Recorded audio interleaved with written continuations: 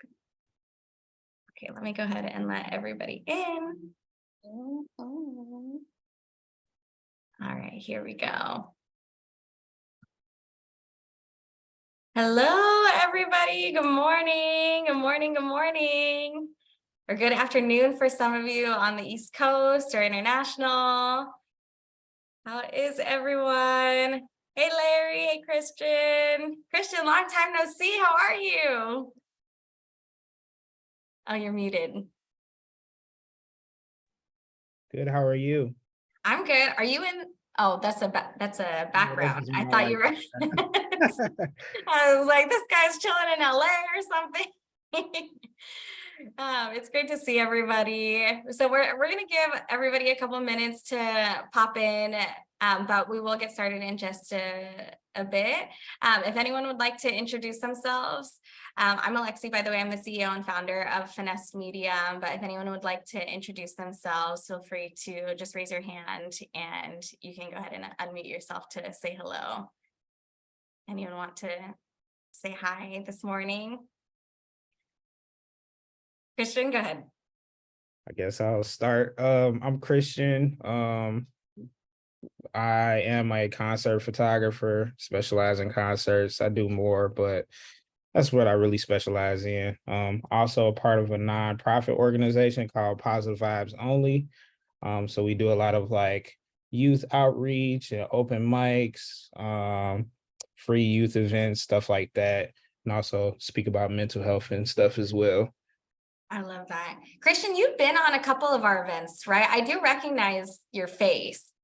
I actually haven't. This is actually my first time on an event, but I mean, hey, it's all good. I've seen you around at least, probably on social media. Well, it's good to have you. Most likely, probably on social media. Yeah. Yeah, it's great to have you on. That's awesome. Cool. It's nice to meet you. Hi, Emily. Emily, would you like to introduce yourself? Oh, we just lost her. Hi, Emily. I'm from Richmond, Virginia. I replied to your post on LinkedIn. I had left my career after COVID, largely because my mental health was being tanked by got myself into like a really bad mindset. And I'm not against going back. It would depend on the right gig. But yeah, I speak from the perspective of someone who had very bad mental health in the music industry. And I would like to learn more about it because I think there are better ways that I could have handled it and still stayed in. But definitely got myself into a really bad spot with that. And I would love to share my experience as well. Yeah, Emily, thank you so much for joining, because I know sometimes it's not easy to share those experiences, especially when you've had negative experiences in the music industry. And as soon as I saw your LinkedIn message, so for those of you who haven't seen me on LinkedIn, which most of you haven't, Emily had just commented saying that she hadn't had that great of an experience and she had left the music industry. So I said, you know what, come on anyway. I'd love to. It doesn't matter if you are no longer in the music industry or you are. Mental health is an everyday journey for everyone. So Emily, I'm so grateful to see you and thank you for joining us today. Cool. Larry, I see your beautiful smile this morning. How are you doing? You want to introduce yourself? Good morning. Yeah, Good morning. I'm doing something. Go away. That was my sister. I'm Larry, and today I'm celebrating my 40th birthday with my family. So yes, happy birthday! Thank you. So yeah, I'm with all my family. So mental health is like a big thing right now. And so sometimes family is the worst part, boy. Let me tell you. And we haven't seen each other in a while, and all of a sudden, anything's an issue, everything's an issue, and it's like, man, I'm just trying to have a little party, y'all. So, yeah. We in this little house together, and it's just like, man, Mama, you snore so bad, and it's just like you keeping everybody woke, and it's just, I'm with my family right now, and it's kind of hard. So I'm glad we're having this conversation, and I'm glad to see everyone, and I just think it's such a lovely thing to be able to sit and talk to people about things that are difficult and do it out of love and out of care and out of appreciation. So yeah, I'm Larry, and I do what I do. We love you, Larry. And it sounds like the holidays for you right now. So we are here for you. And Larry, you know, one of the things so Nyeesha, if you do ever get a chance to connect with Larry more personally, Larry has one of the brightest energies in the Finesse Media community. He's just, he always sends funny videos. We have this Finesse Media VIP group, and he sends funny videos to the group chat. He is always sending messages individually to people to check in with folks. And Larry, we just appreciate you, and I appreciate you for being a part of the community. So happy birthday to a fellow Gemini, because we love Geminis. Woo woo. Also, shout out to New Begin, because it's New Begin's birthday as well. It was Riza's birthday just, I think, last week, right, Riza? Yeah, it was a couple weeks ago on the 21st. Oh, that's right. Yeah. So happy belated birthday to you. And then Nyeesha's birthday is next week, right? Yep. And then my birthday is Monday. So we got Geminis all over the building today. So I'm really excited to be here and be able to celebrate with many of you. I see James in the building. How are you, James? James, do you want to introduce yourself? I think I got it now, right? Can you hear me? Yep, we can hear you. Oh, hello, everyone. My name is James Houston, president of Foley Records. Pretty much remake classic songs with new emerging artists. And I wanted to be here today because, as you start to do more work, and I'm becoming more and more involved in things. And it's kind of like, wow, it's happening so fast. And sometimes I want to just take a break, but I have to keep moving. So that's what I'm looking to, sort of, learn today, to find out how to, to keep everything, in Wusa as I continue to move forward and not get burned out. Mm-hmm. Wusa. That is the word for today. Wusa. James, I also really appreciate you and you being a part of the community. I don't always get to express some of the gratitude that I have for each of you as individuals, but James, you've been so supportive of the Finesse Media community since you've joined. And it's just such an honor to be able to share space with you every time that you come on. I know you've sent artists and folks to our community whenever you get a chance or whenever we have events. And then you've also supported our very own Finesse Media artists. So I just appreciate you a lot. And I'm so grateful to see you today. So You guys are wonderful. You guys are wonderful. So needed, so needed. Thank you. Awesome. Well, I see that it is 12:11. Would anyone else like to introduce themselves before we go ahead and get started? Also, I do encourage, if you all are comfortable, to put your cameras on. It's a really great way to connect with others more personally. And if you're not, that is totally fine. Feel free to connect with us in the chat. But would anyone like to introduce themselves before we go ahead and get started? Jay Aaron, who's also a fellow Gemini. Happy belated birthday. Would you like to introduce yourself? Thank you. Sure. Yeah, my name is Jay Aaron. I had a birthday last night. It's 9 a.m. on the West Coast. And forgive me, is really what I'm trying to say. It's good to see y'all. Thank you for having me. Mental health is important. I like to write about my mental health struggles as well. So it's a good place to be in communion about it. So I'm excited to share some energy with you guys. We love you, Jay Aaron, regardless of if you're exhausted from partying or if you've got all the energy. So no idea what you're talking about. Nope. Yeah, we don't party anymore. No way, right? That's a part of your mental health journey is joy. We love joy. Cool. Well, happy birthday to all the Geminis and welcome back, everybody. We're going to go ahead and get started. So thank you for joining, everybody. This is a very special event. So in honor, I didn't really make this a public thing, but in honor of Gemini season and missing Mental Health Month, and then also my birthday is on Monday. So in the past, what I've done is I have done a big celebration with the Finesse Media community, and I didn't want to just make it a big celebration this time because it's been such a long time since we've been able to connect with some of you folks. I wanted to curate something really special, and Nyeesha came into the Finesse Media community and into my life at such a critical point in time. And I really do believe in divine timing. And I truthfully believe that Nyeesha was needed at this moment, because many of you in the community have expressed that you want to work on your mental health. And this is something that's really important to you, specifically in this moment. So Nyeesha, I'm going to take a moment to gas you up a little bit, because I really love you and appreciate you. And I think that you're such an incredible leader. So I would love to introduce our community to Nyeesha Williams, who is going to be our speaker today.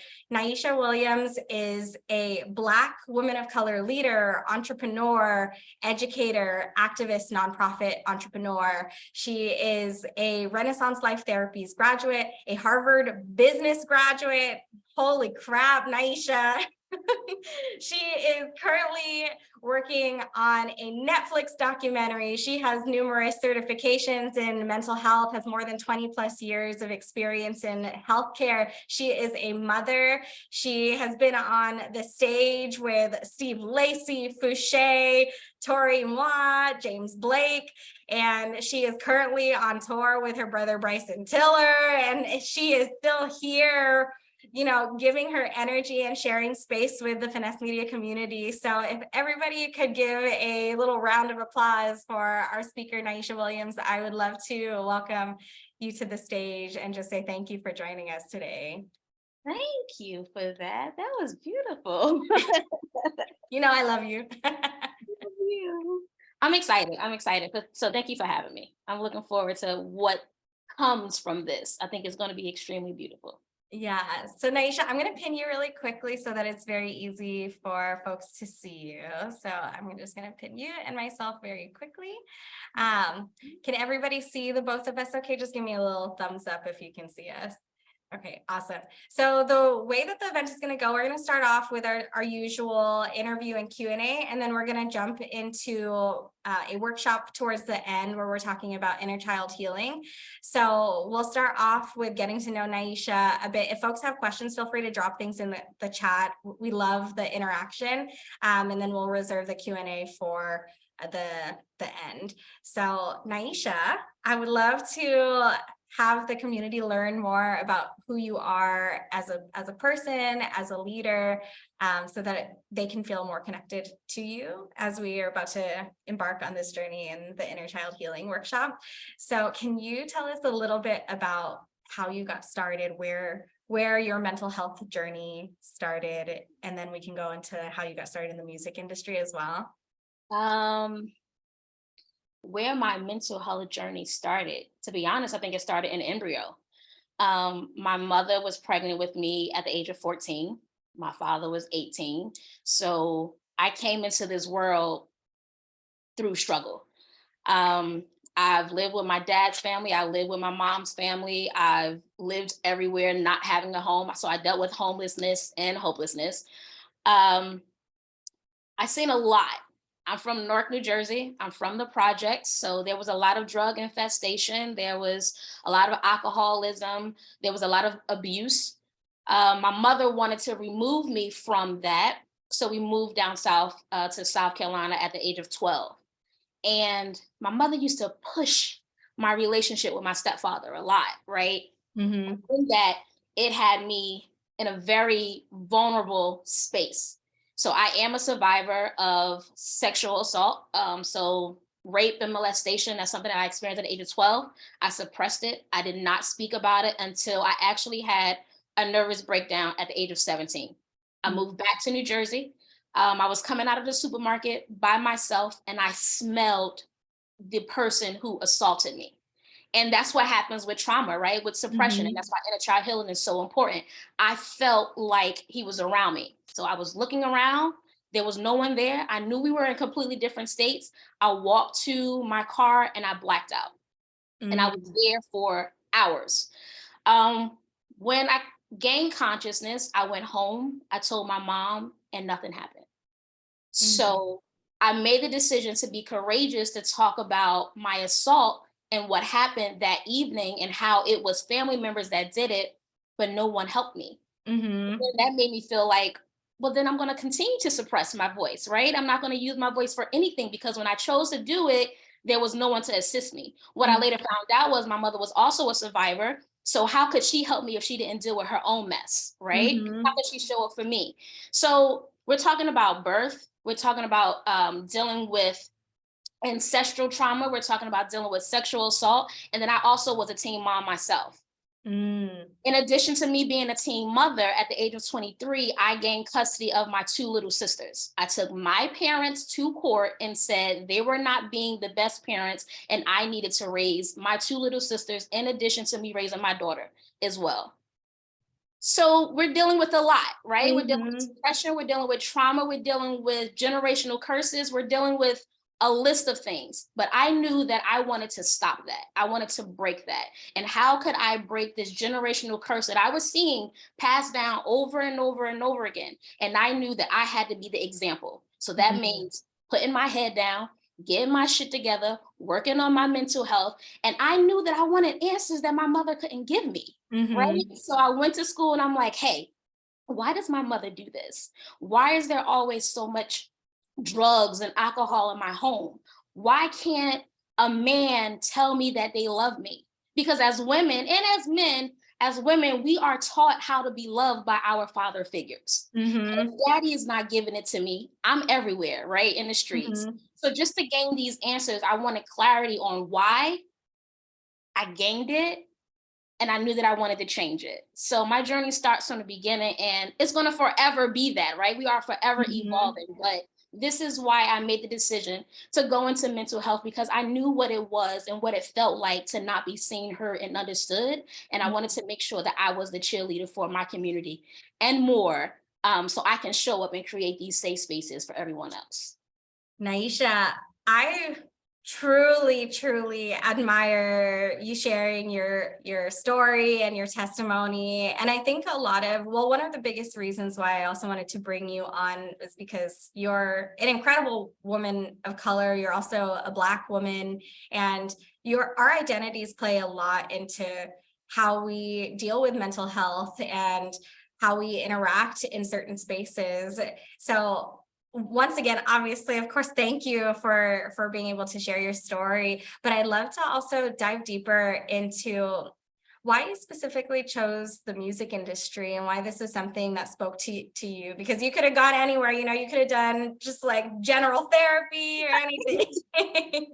And I did, to be honest, I did. I was working on the mental health of my patients and infertility and reproductive medicine. I worked at St. Barnabas Hospital for years. But my life has always been performing arts. That's one thing I'll give to my parents. That was my escape. I've danced with Ebony Dance Theater. I've danced with Alvin Ailey. I've got my first record deal offer with RCA at the age of 14. And I was accepted into Arts High. So we're talking about Savion Glover, Tisha Campbell. So I was amongst Michael B. Jordan. So I'm amongst the greats, right? I attended this amazing performing arts school. So that was always something that I desired. As I got older, I got into life coaching as soon as I graduated high school. So I started in the music industry way back, like with Slaughterhouse. And I just knew that in order for me to get money, because money wasn't coming like that, I had to make sure I had my 9 to 5. Yep. Also, if I can be honest, there was a lot of fear. I was telling myself, you know how we have the voices of other people, right? Not our own. That's why, again, in the childhood when it's so important, I was telling myself that I couldn't, that I was incapable of doing it. And after a while, because my brother, because my husband, because I had family members in the industry, I seen suicidal ideation. I seen overdosing. I seen the drugs. I seen the abuse. So I knew that if I have lived experience, if I went to school and bust my ass for it, right? Why not create a space for the people that I know that they're deserving of receiving it? So I've always been, but now I'm like, I gotta get in fully. This has to happen, especially now because mental health is becoming less taboo and we're really talking about it, which I absolutely love. So I'm Mhm. like, "Oh, I'm going to show up. I'm going to show up." Yeah, no, I really appreciate that. And one of the things that we had spoken about everybody before everyone had hopped on, Nyeesha and I were talking about how mental health and speaking about mental health is still very taboo. And you don't always see these conversations happening, especially not in marginalized communities. And so, Nyeesha, one of the questions that I have is, what are some of the, outside of, that being a challenge, what are some of the other challenges that you faced in being able to speak about mental health in the music industry? And that examples could be, maybe you bring a topic of inner child healing to a corporate setting and they say they're open to it, but then, you can't get them to open up. Or maybe another example could be that you were working with an artist and you end up being their therapist and then still nothing improves. What are some of the things and patterns you've seen in the music industry? Well, I am grateful to say that everyone that I have worked with have ultimately opened up. Maybe I differ from a lot of other mental health professionals, but this is not a rush game, right? I'm not here to force you into your healing, right? So I know that it's important for me to practice empathy and go with love and move with love and be generous to the idea that just because I've healed at a certain time don't mean that it's your timing as well. So I've dealt with a lot of apprehension in the music industry because we're dealing with an industry that has to be solid. You cannot be vulnerable and transparent. You cannot trust many people. So you're saying that I'm coming into your world, telling you to trust yourself and be open to trusting other people when as soon as you leave my office, you feel like you have to go back and put your mask on. So that would be probably the only challenge, just teaching them that it's okay to trust their own intuition in an industry where they feel like they can't. That's a really interesting point, because coming from, especially majority of our community, as you can probably see in the little boxes at the top, majority of our community does come from a BIPOC background, or like most of the people in our community do come from marginalized communities. And something that we've spoken about in previous mental health events is that, yeah, even though we have these mental health events, when we're back out in the world, we have imposter syndrome and we have to put on a face every single day. And on social media, we might have 100,000 followers, but we still don't believe in ourselves and we can't trust the people around us. And in an industry like this, it is sometimes so hard to find a trustworthy community. And it's sometimes so hard to put that faith in who we are when every single person around us, we have to watch our backs 24/7. So one of the other questions I have for you is, how have you been able to navigate those spaces and develop, really trustworthy communities, both around yourself and outside of, when you're teaching people about mental health? How do you allow a trickle down factor to be created so that there's more trust built in the industry? So I think that it is important for us to understand that if we're talking about a collective or a communicative movement, it starts with us. And that's the goal, to work on the individual, right? Because our third eye is our mirror. So your group, your circle, your commitments, your contracts, who you align yourself with is who you deem to be worthy enough, who you respect, and all of that comes back to you. Are you respecting yourself? Are you loving yourself? Do you value yourself? Do you think you're worthy enough? And once you start working on that, then you can say, oh, okay, I know I'm too good for this. Oh, okay, I know I can no longer allow this. Oh, I know this contract is bullshit. Oh, I know that this group of people is not showing up for me to help me with my greatest self. right? But you can only do that once you start working on the internal work. And once you get that, then it's almost immediate. Sometimes I don't have to say, well, let's talk about your friend. Well, let's talk about your mom. Let's talk about your dad, right? Let's talk about you without the voices of everyone else. Who are you, right? And that's why I truly love inner child healing, because I want to go to the deep rooted. I want to go to the suppression. I want to go to who you were to the core when you experienced joy, when people told you you could not experience joy. And once we get to him or once we get to her, then everything else is a ripple effect. I love that. Nyeesha, I also want to let you know, we've got so many people in this room, right? So we've got 37 here, but we have got, let me just double check on Instagram. We've got 37 people on Instagram. We've got 150 on TikTok. So we've got a huge community listening in, and that is one of the greatest parts about being able to do this virtually. I'm so grateful to be able to share you with such an incredible community around the world. So I just want to say again, you know, you are such a light in the music industry and you're so needed. Another thing that I'd love to talk about with you is, you know, your journey says a lot about how you've been able to navigate the music industry and the mental health space. So one of the things I'm curious about is, like, what are some of the proudest accomplishments outside of the, you know, the certifications, outside of the degrees and your awards? What are some of the things that you've been able to accomplish that you're really proud of? I'm gonna give you two. I'm gonna give you three. Okay. Mm-hmm. One, I am so proud of myself for being the mom that I am, because I come from a place where women or mothers in my family navigated differently.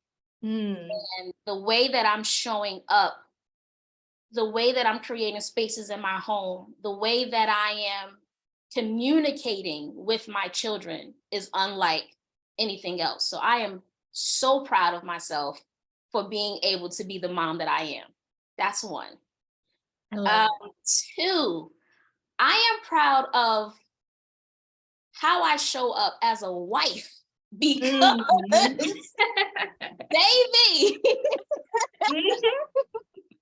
let's talk about it, Nyeesha. let's talk about it.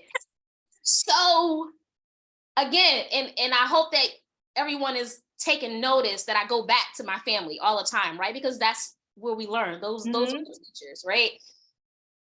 I had a whole bunch of strong Black women. I had a whole bunch of strong women. But in that, they were moving with so much masculine energy that there was no space for a man, right? And yeah, there was some men there, but it wasn't how I needed to see it. So with me, how I grew up, whether we were dating or married yet, and my husband can attest for this, if we get into an argument, I'm like, all right, I'm out. I'm leaving. I would not deal, right? As soon as there was some sort of friction, as soon as there was something that made me feel something, I'm like, nope, this is too much. It's not worth it. I need to go. But in this marriage, in this unit, it allowed me to work on myself. Because not only do I want to be great, he deserves a great person. So I am proud of the wife that I am, right? That's two.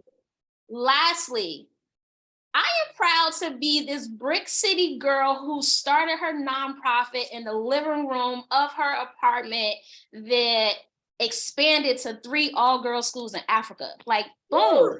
You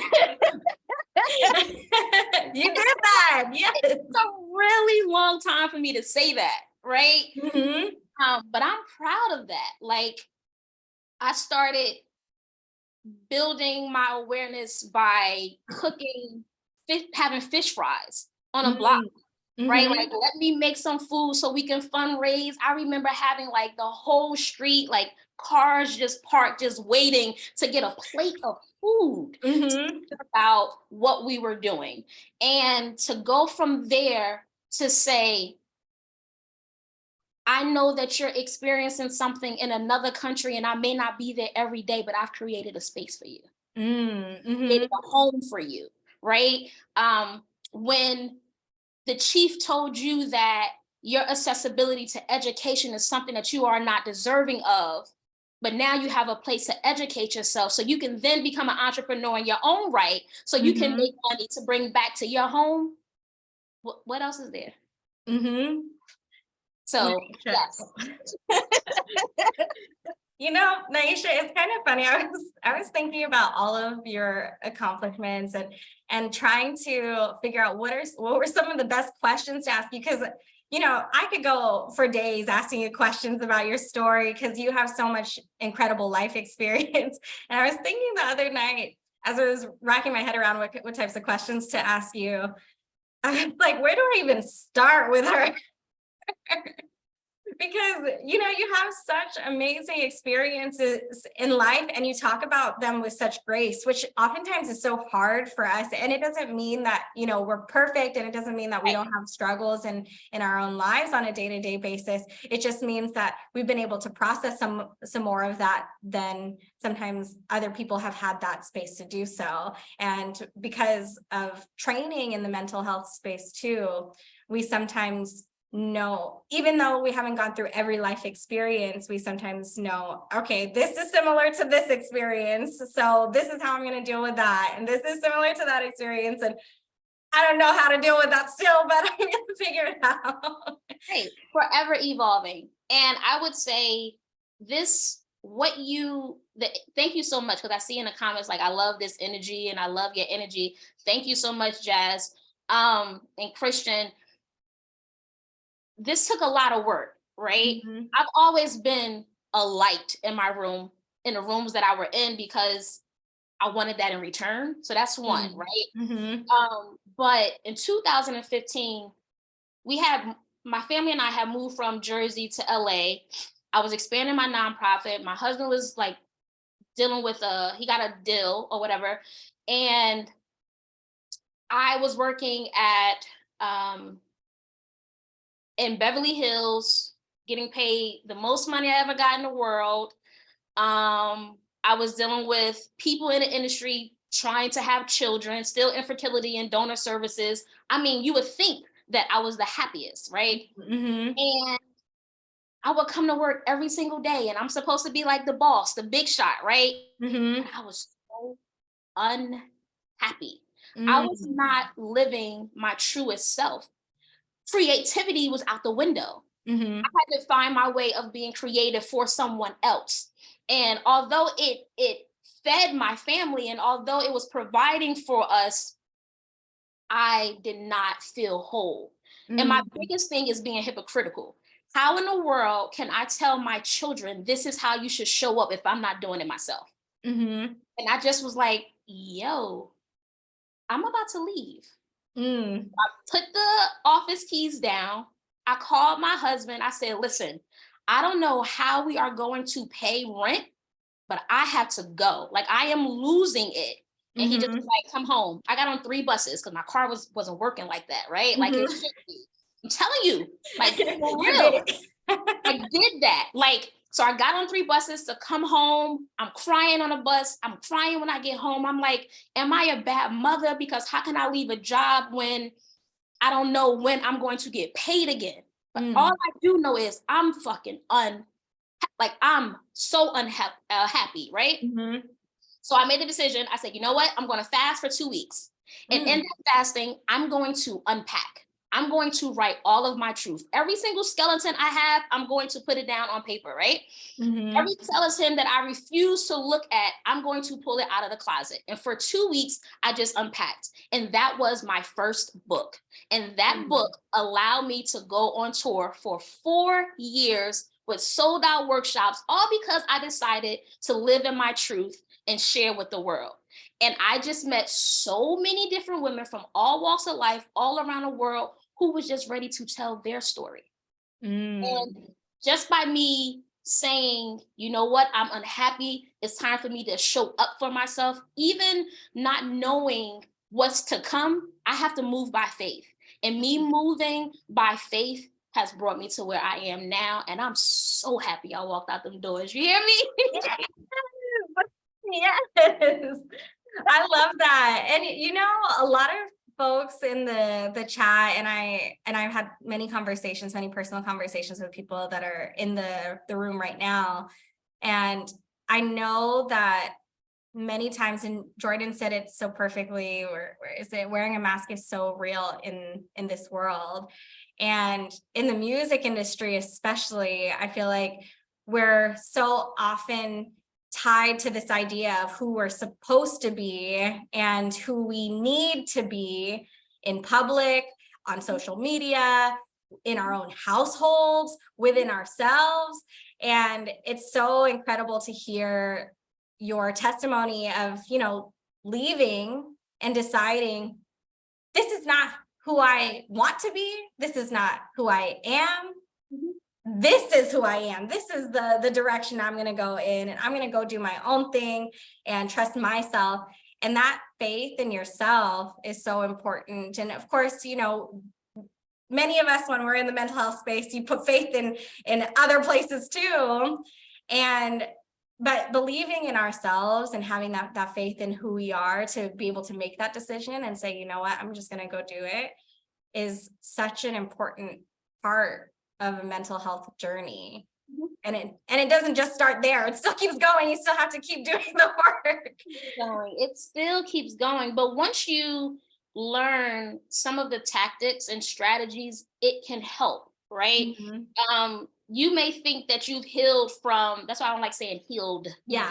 You can say that you've healed from something, but then when something happens in life, it triggers. And although there's good triggers, but we always talk about the bad ones, it triggers you and it takes you back to that place, right? Let's talk, you know, like we touched on the supermarket. I thought I was fine.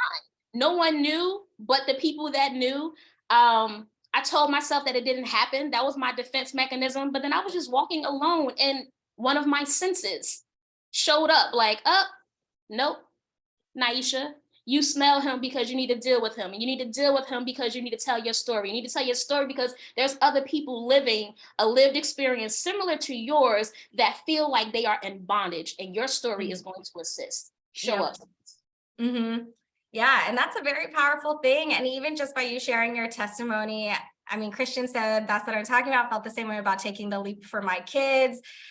Larry said there are times where I feel fortunate for having an obvious disability because I have no room or place for a mask. And Emily said, I was afraid to speak up about abusive or scamming people because I thought it would affect my own career. And recently my friends and I took on a venue's ownership where their security allowed something horrible to happen and we're not afraid. And even moments like this are so powerful because oftentimes in the music industry, we don't feel like we have any power. And so, Nyeesha, like I said, I obviously just appreciate you and cannot find the words to express how much I appreciate you for sharing your story. I do also really quickly, I just noticed that Brittany is in the building. So I just wanted to shout out Brittany Kingbrock, who is Nyeesha's manager. So thank you, Brittany, for helping us put this together. Brittany is also an incredible woman of color and Black woman in the music industry. She's a manager, a mother, and then Brittany and Nyeesha, I can't remember what the organization is. Mothers of the Music Industry is Moms in Music. Moms in Music is an organization that Brittany has put together. And Brittany, at some point, we're going to have to get you on to speak about your experience because I'm just grateful to have, you know, women of color and Black women to be leaders in this space, especially in the mental health space where oftentimes we're not able to speak about things like this. So with all of that being said, I would love to open up the floor to a Q&A. Nyeesha, if you're open to answering some questions from the community, is that all right? Oh, yes. Okay, awesome. So if anyone has any questions, feel free to just raise your hand and I'll go ahead and allow you to unmute yourself So does anyone have any questions for Nyeesha? It could be about anything regarding mental health, the inner child healing, which we'll obviously do a workshop for in just a bit. Manuel, I see you raised your hand. Go ahead. Okay, I got a question. How do you deal with grief, like losing someone? Because I lost people in the past. My dad passed away. I lost a sister, suicide. Like, how do you deal with that? Okay. Grief is heavy. And what I would say first and foremost is to provide yourself with grace. Do not give yourself a time frame on when you need to get over the feeling. What I found, some practices I found to be helpful is writing a letter to the ones that you have lost in this realm. Expressing how you feel and what you hoped for and what you wish for, and call them out on the joys that you remember that you've experienced with them. Like, I remember when we did this, because that does something to you, right? That does something to the brain where it produces more endorphins. When you talk about what happened that was good, when you talk about how you may be losing your strength, but being honest about your feelings and emotions make you stronger. So I would say write a letter, provide yourself with grace first, write a letter, create a journal. Whether you want to talk about it daily, whenever, or when you feel like it's resurfacing, write those feelings, write those emotions down. That is helpful. I would, of course, say find you a supportive community that deals with grief and loss, whether it's a professional or someone with lived experience. You can do peer-to-peer as well. So hearing other people's stories may help you with moving forward. So grace, writing them a letter, being truthful and honest about how you feel about the loss, even if it's anger, like, how dare you leave me? Write that down, right? Be open about that. Finding you a community, whether it's peer-to-peer and lived experience, or finding your professional to talk about your grief and your loss. I think that those are some first steps to help you with your grieving experience. But that grace, providing yourself with grace, is so important, because sometimes we do it to ourselves. I need to be strong now. I need to get over it now. I need my healing needs to look like this. You just need to heal, baby. That's it. And however long that takes, that's however long it takes. So I hope that helps. Thank you, Manuel, for your question. Emily, I see you have a hand raised. Would you like to unmute yourself? Yeah, a lot of what I dealt with in the industry was the fear of crushing rejection, because a lot of, like, 90% of the time I spent in the industry was actually applying for jobs and trying to get jobs that I never got. And I feel like being, at least for me, being in like crew networking groups and going on networking Zooms and stuff was not good for me, because I was constantly comparing myself to everyone in the group. In like, this fear of rejection even affects me now. So a little bit about me. I've been largely unemployed for 3 years, dealing with some mental health struggles. I've been pretty much in full-time treatment for 3 years, but I'm like looking for a job again. And I think I want to work in the film industry, which I've kind of done before. But like, I am, how do you deal with rejection? Because it makes me even afraid to apply for jobs. Job market is really bad where I live, for example. And like, I'm like afraid to even apply for jobs, because, you know, what if I don't get anything that I like? And how do you even get past that? Fear of rejection is something I dealt with for so many years. You know, and I had a lot of my old job actually left my venue when it closed in COVID and never went back, because even though they did reopen, I didn't go back because largely I could not negotiate a promotion with my manager, who like didn't believe that I could do better. And that really like took that to heart. And how do you deal with like fear of rejection even affecting you for years? How do you get past that? So Emily, that's a really good question. And rejection is a deep rooted experience, right? So this is what I think would be good for you, especially in this workshop that we do. But right now, in this moment, you're not muted, right? Okay. No, not muted. Okay, good. I would like for you to shift the perspective in a way that you're thinking in this moment. It's not the job. It's not the job that's rejecting you. I want you to think about the 11-year-old Emily. Who rejected her? I want you to think about the 5-year-old Emily. That's a lot. That's like really triggering for me. So like, no, it's like no, I understand what you're saying. Okay. And you don't have to speak right now, but this is just what I want you to think about. And maybe you can use what you're feeling in the next exercise. Because a lot of times I have a fear that I'm going to be rejected by this job. I have a fear that I'm going to be rejected by this man. I have a fear that I'm going to be rejected by this woman. And the thing is, that rejection takes us back to the initial time when we felt like we were not seen, when we felt like we were not heard, when we felt like we were not supported. So Emily, when a job says no, you're 5 again. When the job says no, you're 11 again. When the job says no, you're 21 again. You understand what I'm saying? So that rejection is so heavy because it takes you back to the years of not dealing with the initial rejection. A lot of times when we think about our current emotions and how we show up, whether it's rejection or pain or hurt or anger, we are the age in which the trauma was introduced. So if you were experiencing trauma at 13, baby, you still 13.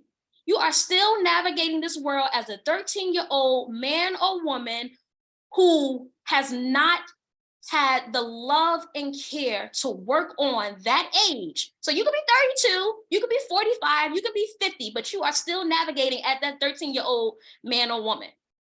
You understand So what you're I'm saying? saying that it was the age where the first rejection happened? Yes, we need to work on her. We need to work on that little girl. And once we start working on the rejected Emily at 11 or 10 or 5, however old she was, once we start healing her, once we start talking to her, once we let her know that she is safe and is okay and it was not her fault, we can start dealing with the job industry a little differently. Can I speak about that? Can I share that in the Zoom? We're gonna talk about that on a workshop. So I want you to save that because I want you to work on that on the workshop because I want to hear how it shows up. Okay? Okay. Okay. I'm proud of you, by the way. Thank you. You're welcome. Thank you, Emily, for sharing that. Awesome. We have a couple more minutes for the Q&A. Would anyone else like to ask any questions before we jump into the workshop portion of this segment? Christian, go ahead. Well, I just want to first start off and say, like, you're amazing. I'm just over here, like, listening to this, and I'm just like, oh man, especially with our community, like, we really don't talk about mental health this way. And I've been very, like, open and honest about my personal mental health struggles that I've dealt with all my life. So just hearing this type of talk and, like, everything, like, I speak about being reassured back is, like, amazing. So I really appreciate that. Oh, thank you.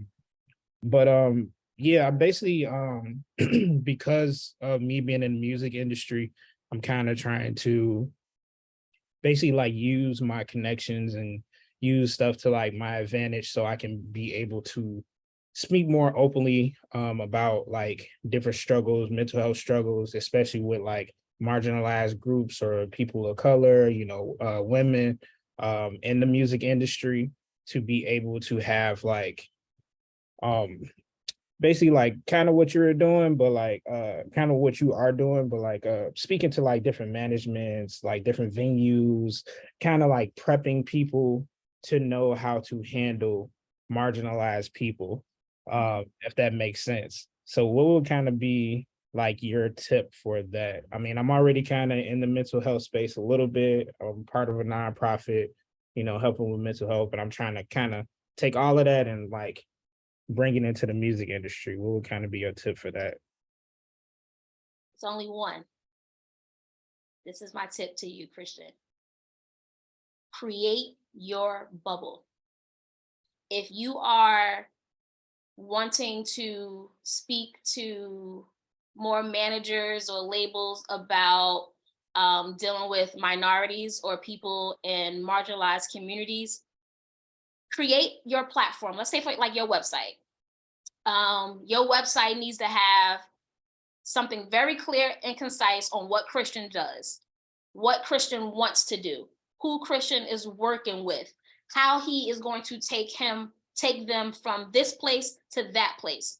Now, here are your examples. Your examples are your videos. Videos is A1. Like, that's what you want right now. You want people to see the emotion. You want people, whether you cry, whether you talk about your lived experience, whether you get choked up, that's what you want. You want that connection. Create these videos. You can do like 5. A video on my life, a video on why, right? Because your why is important. Why you're choosing to do this. A video on what someone is going to receive if they work with you. A video on why is important. To create whatever those 5 videos are. Showcase those videos. Let's say, for instance, the video is 2 hours. Chop it up.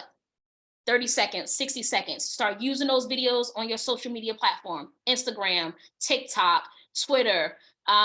Once you broke those down, create a reel of a compilation of all of those videos that you feel like showcases you to the utmost. Once you create those reels, use those reels to start marketing yourself. But you want to make sure you create your bubble. You have your site, you are clear on who you're working with and why you're working with them. You created your videos, come up with some quotes, whether they're personalized or not, start showcasing that on your social media platform. Once you have your bubble, once you have that hut, where when you start pushing yourself or marketing yourself, people can go to and actually see why they need to rock with you, then you'll win. And also, because grace is important, right? If you get one person, that's good. You still win it. That's one additional person than yourself.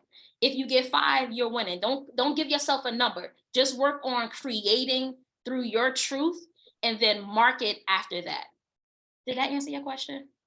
Yeah, no, that helped a lot. And that also, I've been saying like I'm about to start like my YouTube channel and like do all of these things and like make content and like sell courses. So like, well, not sell courses, but have courses and stuff like that. But yeah, that answers a lot for me actually.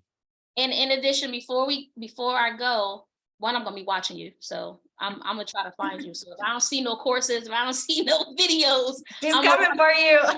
Right, I'm gonna run up in your DM like, I don't see nothing. So this is the Harvard marketing side of me, right? So I'm gonna call you out on that. But what I would say is, once you create this content, once everything is finished, start having free workshops. Even if it's just your community, like if it's like 5 friends and 2 cousins and 1 person that is not related to you, just have workshops and record those workshops and use snippets of those workshops and showcase on your social media platform. So then people can say, oh man, he's working and he's doing this with so-and-so, and look how he was, the feedback, right?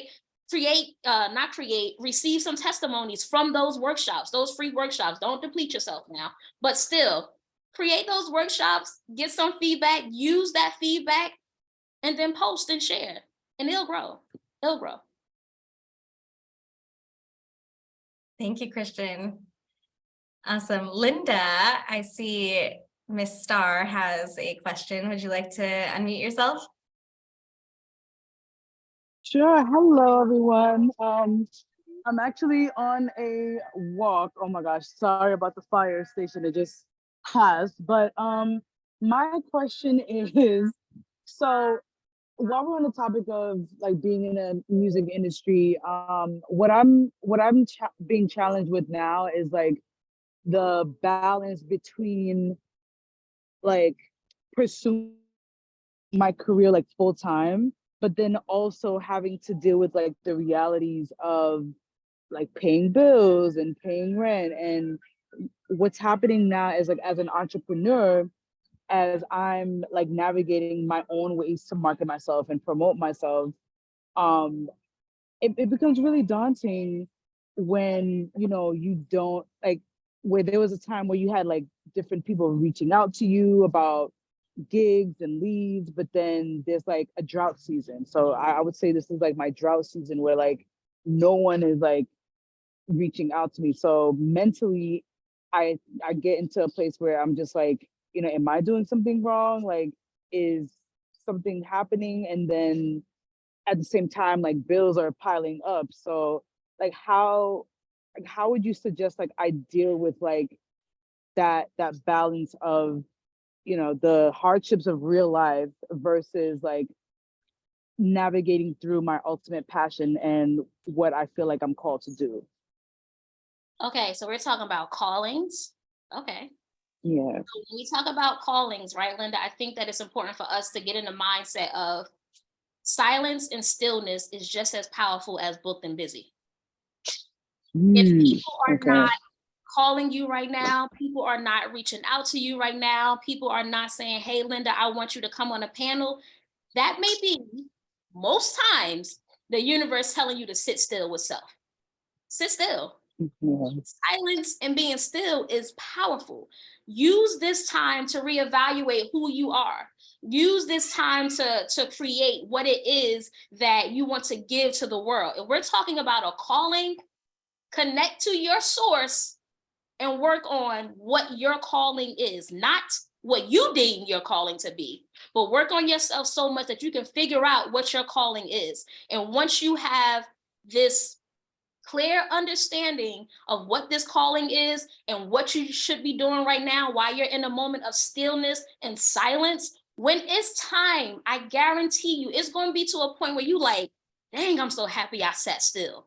Because the call's going to come. The emails are going to come. The opportunities are going to come, but they're not coming right now because you're supposed to be still. So while you're still right now, you need to be working on self. You need to stand up, record yourself, and do a speech. What are you talking about? When they do call you, what you're going to talk about? When they do email you, what you're going to say? You have to be so clear right now. So I would say, as a suggestion, when it comes to the calls and finding balance, when it comes to your calling and wanting to do what you want to do 100% of the time, but still having to deal with bills, pay your bills, but be still. Until the point where it's time for you to no longer have to worry about your bills being paid and you can go ahead and move however you want to move. Does that make sense? Yeah, that does. That's powerful. Thank you. Thank you so much. Y'all think I'm playing. I'm gonna check to see if y'all still. I'm gonna check to see if you're working on yourself. Nyeesha's watching all of you. Be aware. I love that. So we are just at 1:01 right now. Jordan and Manuel, I see you have questions. What I'll do is we have another Q&A towards the end of the call. So just hang tight and you'll be the first ones to be able to ask your questions for that next Q&A segment. And then Nyeesha, we can go ahead and get started on the workshop. Would you like, which of the items would you like me to share first? I don't know. We can either do, it's just different versions to pull up. So we can do the PDF or. Got you. Okay, cool. Let me open this up just really quickly. One moment. I would say if you do not have a pen or a pencil and paper, please get it. Yes, I know that you can use your electronic device to type in this information, but you are still using the same side of your brain when you do use an electronic device. I want you to get a pen and paper so your brain will allow you to be in the moment. I want you to be present. I don't want to take the words from Erykah Badu, but she did say when the pen hit the paper, that's when shit get real. That's what I want. Okay. I want pen and pencil and paper. Christian's like, I got my pen and paper in hand. I know you're watching me already. I got it right here. Linda says she's brisk walking home to write things down. Yes, please brisk walk. All right, so I'm gonna go ahead and share my screen, and because I'm on Zoom, it doesn't allow me to go full screen with the item, but you're just gonna see my Outlook at the top, but it doesn't really do too much. So here we go. All right, can everybody see the presentation? Let me just give me a little thumbs up if you can. All right, cool. All right, so Nyeesha, you are up. Just let me know when you need me to scroll through. Okay. We can give about 2 more minutes. I'll give 2 minutes for everyone to get their pen and paper. But while we are doing that, I want to just make sure that I put out this disclaimer. I am so serious about this, and I hope that you all can feel it. This is a safe space, right? This is a place, and Emily showcased it, where we are going to be vulnerable and transparent. What happens in this space stays in this space. People are going to share their truth, and I want to make sure that their truth is met with respect, love, and empathy. Do not go outside of this space sharing what has happened here, what people have shared here. We are going from stranger to family. And when we say family, we're talking about a healthy representation of family. And when we say healthy representation of family, that means we are pushing and pulling and lifting everyone up with love. So when someone shares their story today, keep it here unless they've given you the clearance on, unless they're giving you the clearance on sharing their truth. That was my husband, I'm sorry. Can you all hear me? We can hear you. Okay, so we're getting the paperwork, we're getting the pencil and the paper, but I wanted to make sure that I put that out there because it's really important to me. So before we begin, can we get a mental health check-in? Can we get an emotional inventory? How are we feeling? Just run it up in the chats. Are you excited? Are you nervous? Are you apprehensive? What are you feeling right now? Oh, I love that. Blessed. Okay, what are the feelings? What are we feeling? I feel okay. Tired but grateful. Okay. Excited. Yes. Thankful, inspired, slightly anxious. Larry, I seen your message earlier about being 40, but being taken back with this conversation to, I think you said 11 or 12. So I see you, and I understand why you may be feeling anxious right now. Hope to hop. So glad to hear you speak. Thank you. Okay, so now that we've done a mental health check-in, I'm loving the emotions, the feelings, and how I like the excitement. And we put out this disclaimer. Can anyone tell me what is inner child healing? There's no wrong definition. Can someone define inner child healing to me? I'm not gonna pick on Christian, but if Christian comes up. What is inner child healing? You can put it in the chat as well if you like. I see Manuel's got his hand raised. Okay. Manuel, you're welcome to unmute if you'd like. Okay, so what I believe inner child healing is basically healing from the childhood traumas you had when you was a child. Because I know some people in the chat probably had a rough childhood. That's what I believe that is. Okay, good. One more person. Anyone else? What is inner child healing to you? When you see the words, when you hear it, what comes up? See, meeting yourself where you need it, someone the most. I love that. Okay. Alexi, can we go to the next slide? Yes. Oh, I think Jay, Aaron, or Manuel wanted to say what they think inner child healing is. Jay, Aaron, did you want to say something? No, the only thing I was going to say is just to my understanding, it might sound like it's it sounds like it's going back to certain places in time in your childhood to heal the wounds that you never got a chance to heal, but now as an adult and a chance to do it. Mic Going drop. back in here. I think I might be wrong about that. No, you're great. You're great. That was good. That was really good. Manuel, you also had a hand up. Yeah, when I think of childhood, inner childhood healing, the first thing that kind of comes to mind for me is like acknowledging it first, instead of suppressing it. And you know, Nyeesha, you've mentioned that a plethora of times, but that's the first thing that initially comes to mind for me. I love the word suppression. Y'all on a roll. Yeah, this is good.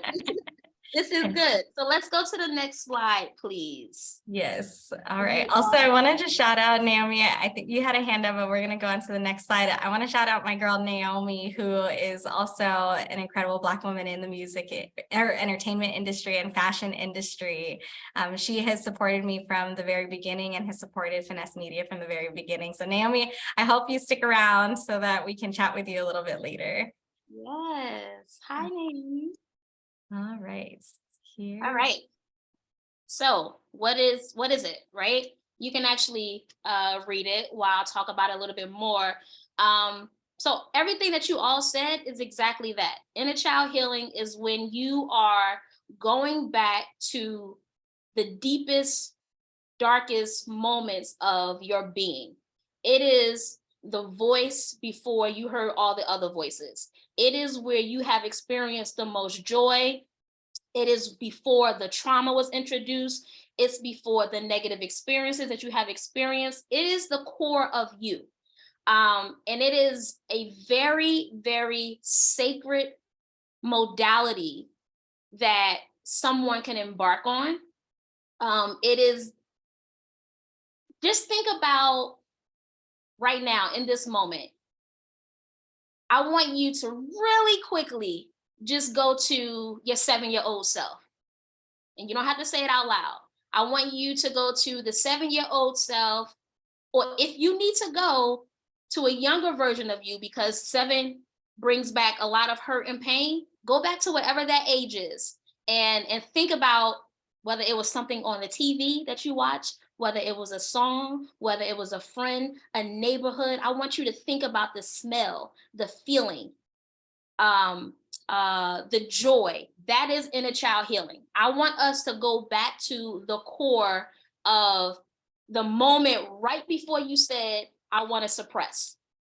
I want you to go to the moment and right before you said, I no longer want to deal with the negative traumas and the experiences. Okay, so that's what inner child healing is. It is going back to the root of who you were, going to meet yourself at that age so you can start feeling what you felt at that age as an adult. Okay, we can go to the next slide. All right. This is the number one question, right? So why musicians, or why people in the music industry? Why do we need to actually start working on inner child healing? We touched on it in the beginning, right, with the interview. This industry is very overwhelming. It's competitive. It's very cutthroat. It can be, right? We're dealing with a lot of masks. We're dealing with a lot of individuals who feel like, oh, I need to pay you what I believe you're worth, versus not looking at how many years and dedication that you put into this. We're dealing with that.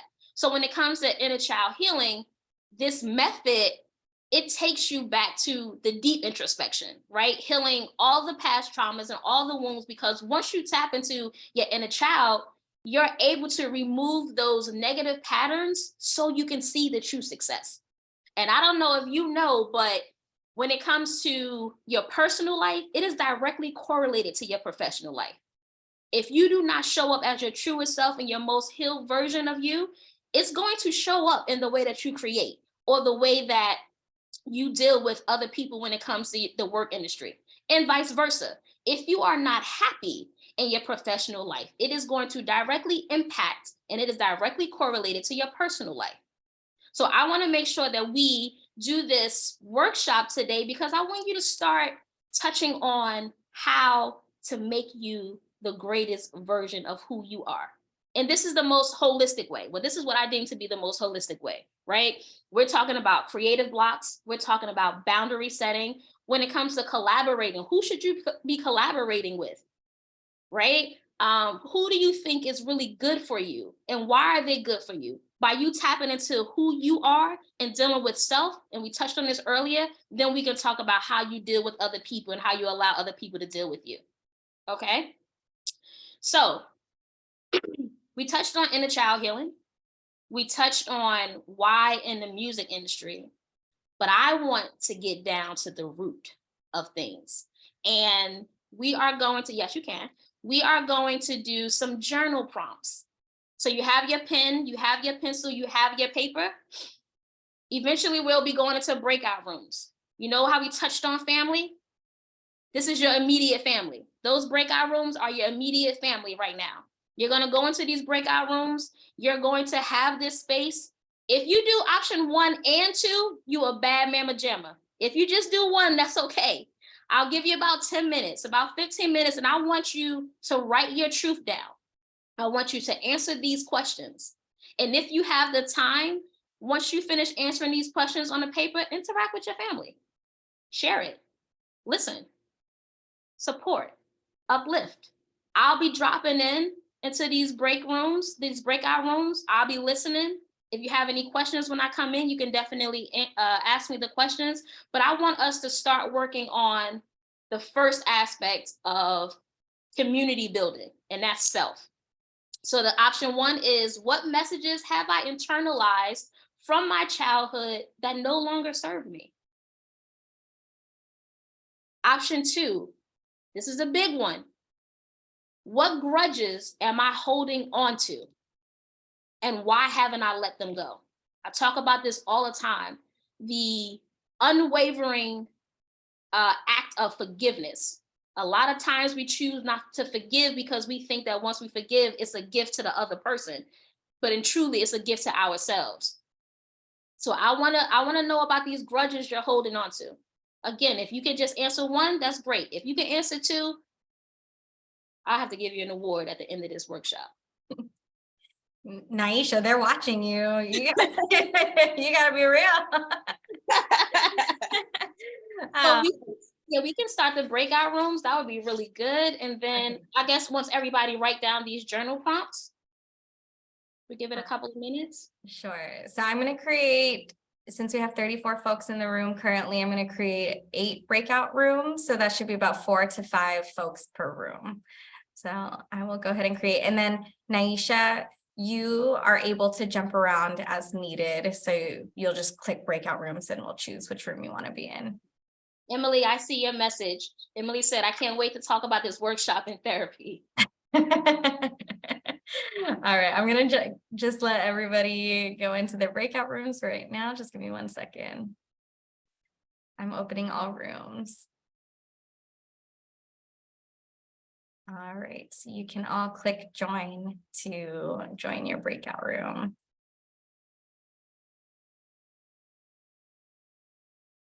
And if anyone is struggling, there should be a little pop-up that allows you to join.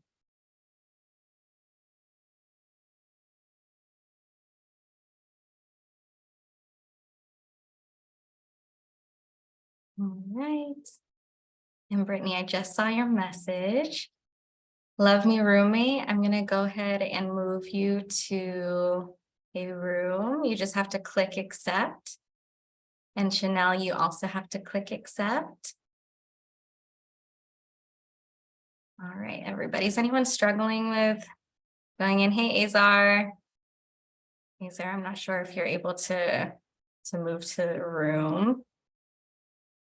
Love me roommate. Do you have any questions? Are you doing all right? I'm going to move you to a room really quickly. Let me know if you have any trouble with accepting. And then Azar, I'm also going to move you to a room.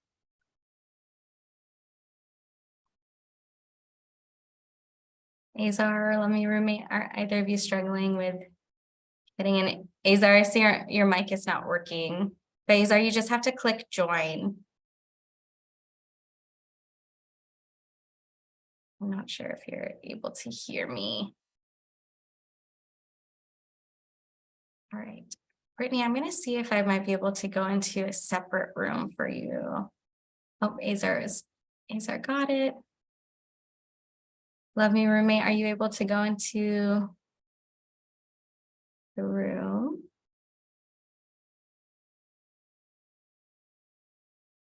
Love me roommate, are you there?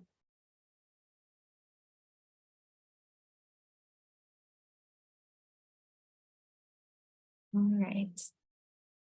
I'm Brittany, I'm here if you need anything. I'm just trying to make sure everyone is able to get into their breakout rooms. And for those of you that are on Instagram Live and TikTok Live, just as an update, we are currently in breakout rooms. We'll be continuing with the workshop in just a moment. All right, Love me roommate, do you have any questions? I just want to make sure everyone is able to get into a room. This is a great part of the workshop. Okay, Brittany, I'll see you in just a couple minutes. Okay, well, love me roommate. If you have any questions, I am still available. All right. I see Light Up is joining. Hi, Mario. All right. Hey, Mario. Hey, Light Up. We're in breakout rooms right now, and I see Ella is also joining. Hey, Ella. I don't know if you can hear me. Ella? Okay, well, we are in breakout rooms currently, and we're working on journal prompts. So if either of you would like to join the breakout rooms, I'm gonna go ahead and assign you to a room. The journal prompts that we have right now are option number 1 and option number 2. You can choose either to do one or both of them. The first one is, what messages have I internalized from my childhood that no longer serve me? And the second one is, what grudges am I holding on to and why haven't I let them go? So the purpose of these journals is for us to talk about inner child healing and for us to open up about some of our experiences. So Ella and Light Up, I'm gonna drop you into a breakout room. Feel free to click join. You can use a little bit of time to write down some of your answers and then to connect with some of the folks in the space. So I'm just going to go ahead and assign you to a room that's open. And there you go. So you just have to click join. And if you have any questions, let me know. Light Up, it's so great to see you. Light Up, I just dropped you into room number 7. So if you're there, just click join if you'd like to join in. But we're going to reconvene in just a little bit. Light Up, are you having any issues with joining, or do you have any questions? No? Okay. And again, to all of the folks who are in the Instagram Live and the TikTok Live, thanks for joining. Let me go ahead and just block this out so you can see the journal prompts again. So Hugo, you said those are honestly some really good journal prompts. Yes, so Hugo, if you're also welcome to join the Zoom. You just have to RSVP at the link in the bio. But if you would like to do the journal prompts on your own, again, the journal prompts are, what messages have I internalized from my childhood that no longer serve me, and what grudges am I holding on to and why haven't I let them go? And feel free to share on the Instagram Live, or if you'd like to join, we do still have the Zoom going. And I see Rachel is joining. So Rachel, I'm going to go ahead and let you in. Hi, Rachel. We are in the middle of our breakout rooms. I'm not sure if you can hear me. I hope you can. Rachel, we're in the middle of our breakout rooms currently. And what we're doing is we're spending just a couple of minutes working on these 2 journal prompts. So you can choose from option number 1 or option number 2. Option number 1 being, what messages have I internalized from my childhood that no longer serve me? And option number 2 is what grudges am I holding on to and why haven't I let them go? So we are currently in breakout rooms to discuss inner child healing and to talk about these journal prompts. Do you have any questions before I move you into a breakout room? I know I saw you in the chat for a second. If not, I will just drop you into a breakout room. Okay, awesome. So I'm going to go ahead and put you into a breakout room, and you're welcome to share as much or as little as you'd like. There are really incredible people in these breakout rooms that you're welcome to share with. So I'm going to just send you into one that's open. Give me just one moment, and then you just can go ahead and click join. And again, you can choose either prompt. Awesome. Okay. And let's see.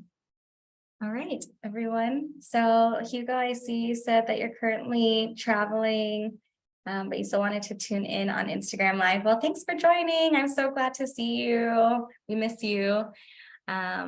And for anyone, again, that is in the Instagram Live or the TikTok Live, you are welcome to join in.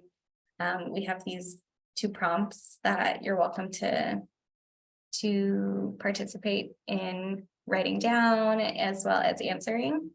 So if you have any questions, feel free to type them in the chat. I do see a couple of you commenting. And again, if you are available to join on Zoom, you're more than welcome to join on Zoom as well. So feel free to let me know if you have any questions. We'll be reconvening in just a couple of minutes. So give me just a moment. I'm going to go ahead and broadcast a message to everybody. But for those of you who are tuning in on Instagram, again, the journal prompts are reflective of the inner child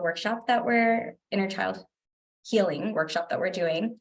And those journal prompts, you have the option of working on option number 1 or option number 2. Again, the first option is what messages have I internalized from my childhood that no longer serve me?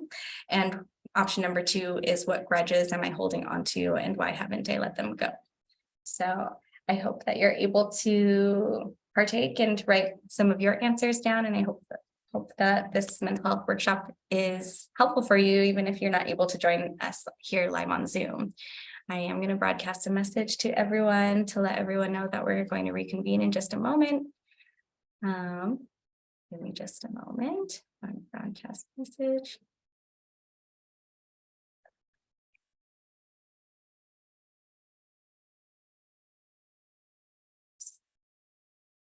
And if anyone has any questions on Instagram Live or on TikTok, feel free to let me know.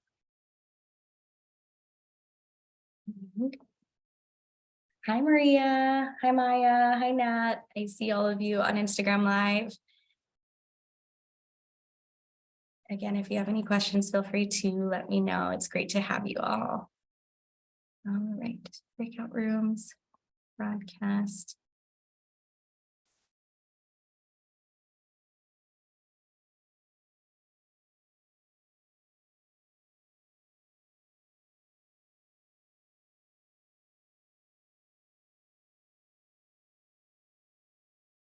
Right. Hi, Joey. We're currently in breakout rooms. So what I am doing is just helping folks get into breakout rooms if you'd like to join in. We're working on an inner child healing workshop at the moment for our mental health in the music industry event. We currently have journal prompts that the breakout rooms are, or that the folks in the breakout rooms are working on. If you'd like to join in, the option number 1 is what messages have I internalized from my childhood that no longer serve me? Option number 2 is what grudges am I holding on to and why haven't I let them go? So feel free to grab a pen and paper if you would like to partake in the journal prompts. And we'll be reconvening with everybody in just a moment. And if you are available to join on Zoom, the link is in our bio to RSVP. It is still open. We have a couple of spots available on our RSVP link. All right. So hopefully I see you all on Zoom, but we will be reconvening the workshop in just a moment.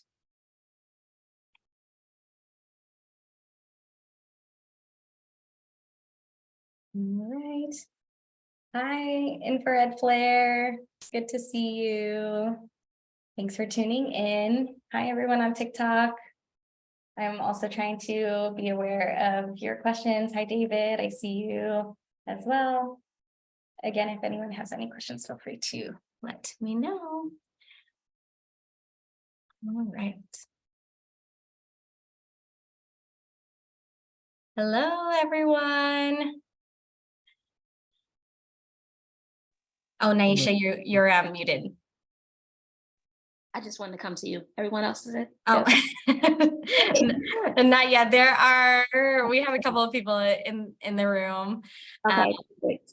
But all of the breakout rooms should be closing in just a couple of seconds. So I couldn't get to breakout room 8. no. Yeah.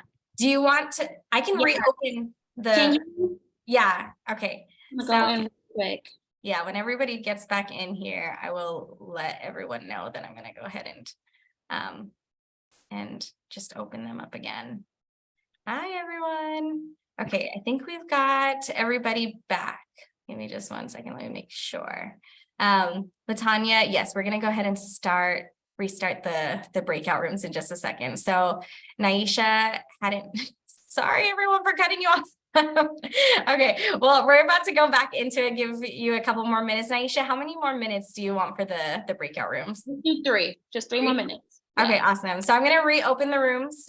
Everyone who is finishing talking, you have 3 minutes to, speak your piece. And then Nyeesha is going to be jumping around again. So give me just 1 moment to admit this last folk.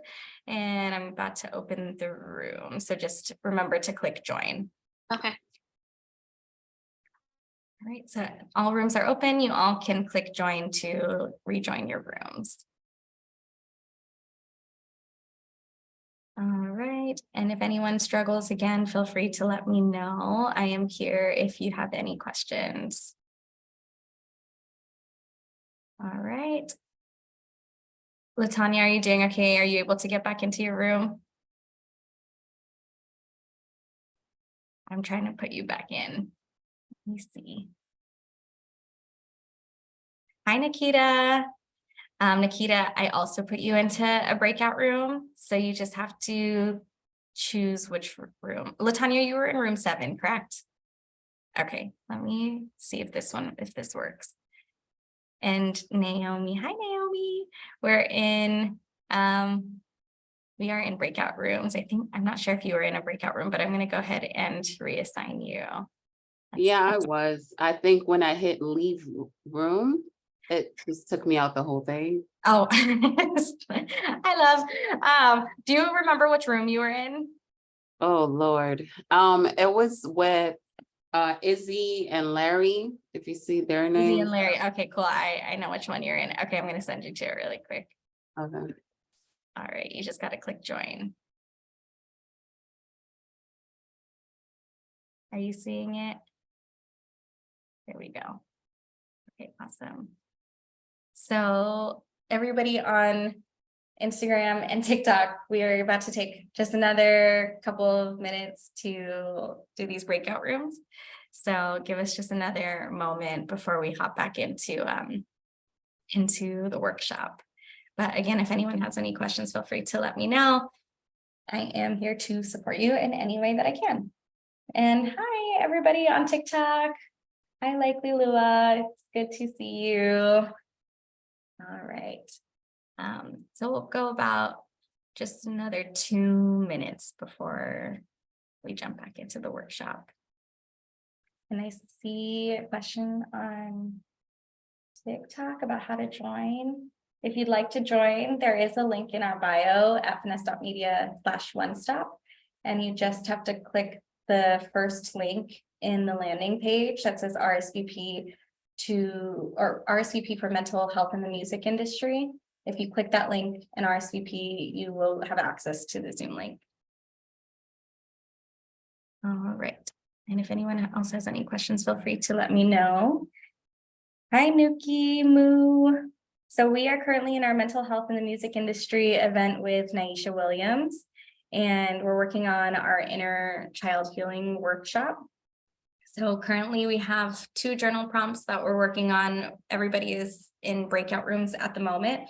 If you'd like to participate in the journal prompts, even though you're not on Zoom with us, option number 1 is what messages have I internalized from my childhood that no longer serve me? And option number 2 is what grudges am I holding on to? Why haven't I let them go? But the breakout rooms will be closing in just a minute. But if you would like to join on Zoom, again, the link is in our bio to RSVP and get access to the Zoom link for free. So I'm just going to send a broadcast out to everybody and close all rooms.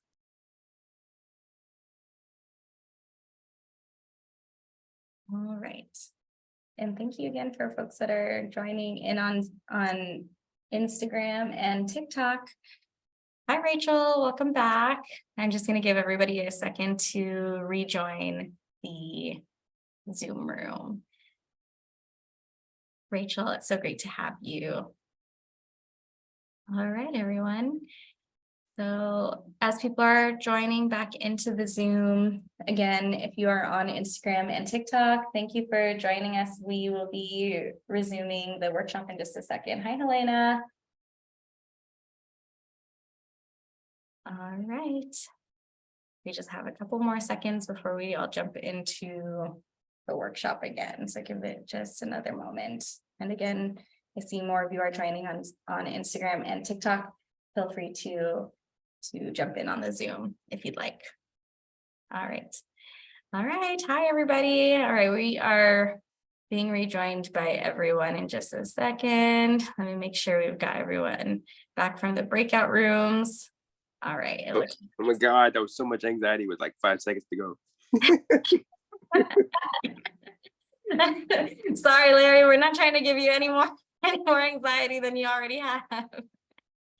Oh, all right, everyone. So we are back. I think we've got everyone. Also, haven't gotten a chance to personally say hi to everyone, but I see so many familiar faces. Hi, Marissa. Hey, Shine. Hey, Lori. Lori, I know you've been here from the beginning, but hello. And yeah, I think we've got everyone back. So Nyeesha, take it away. Let me know if you need me to switch slides or anything. Yes. Okay. So we're doing a mental health check-in again. Let's run it up in the DMs. How are we feeling? These journal prompts. What did it do for you? Relieved. I love that. Seen. Okay. Not alone. Okay. Ooh. Someone said we family now. Yes. Okay. And we're gonna practice a little bit more on how to show up for ourselves, on how to be seen, and how to move in the future as family. Okay. So let's go to the next slide, please. All right. Has anyone heard of positive affirmations? Yes, right. I'm sure we have. So we're the next. Yes. Okay, good. My daily habit. Yes. Love them.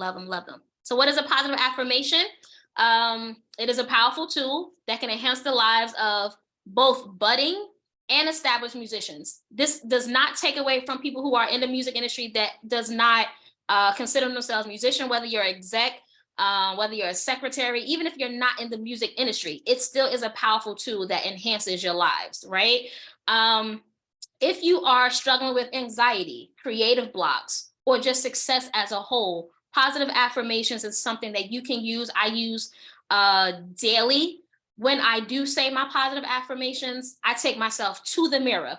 I want to reaffirm myself. I want to look in the mirror and see myself when I tell myself that I am worthy, I am great, I am capable. This boosts my positivity, my self-esteem, and motivation. And that's what I want to do today. So the next assignment, when we are all coming together as a family, I want us to raise our hands, camera on, and who would like to share what their journal prompt answer is. I want you to read the journal prompt out, and then I want you to say what it is, the question. I want you to say the question and then read out your answer. Once that person finishes reading their journal prompt, I want you to think about an affirmation for that person. And I want you to run it up in the chat or say it out loud. With their experience, how can you show up? How can you affirm your family member on what they're experiencing so they can be seen? Does that make sense? Alexa, we can go to the next slide. All right, here we go. So this is the implementation. We've released, right? We've released our truth in the group setting in a safe and supportive environment. Now it's time for us to transform our state of mind. These are my 3 sub pillars that I use all the time. You release your truth, transform your state of mind, manifest your greatness. We released our truth. Now it's time for us to transform our state of mind. You can not only affirm someone, but you can do self-affirmation. So once you finish sharing, if someone feels called to share based off of your journal prompt, raise your hand and say, hey, Lexi, I feel like this, or I want to say this to you. I want to affirm you in a way that I feel like you should be affirmed. And thank you for sharing your truth. Does that make sense? Yes, we may not be able to get everyone, but I do want to get a huge bulk of people to participate in this. All right, so who would like to go first? Sharing your journal prompt aloud as the community. Anyone? And if you don't mind, camera on, please. All right, Christian has his hand raised. Okay. I guess I'll kick it off. Yeah, for the first prompt, what messages have you internalized from your childhood that no longer serve you? I say these things not that I've dealt with them already, but that I'm still working on these things. Do therapy and all of that, but that I'm not good enough, that I need to be more realistic with my goals, and all relationships are transactional. Ooh. So those are things that I know I've internalized from my childhood. Can you take me to the all relationships are transactional? Give me more. So basically, kind of like there always has to be something in it for the other person.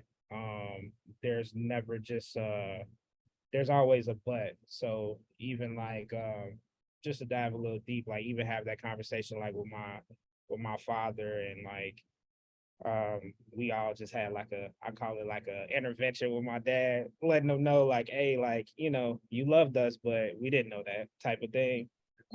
So with his kind of love, it was more so like a transactional thing, like, oh, like, what do you mean I didn't love you? Like, I bought y'all everything y'all needed. Like, y'all didn't have clothes, and this is, I mean, y'all needed clothes. Like, I bought that type of stuff.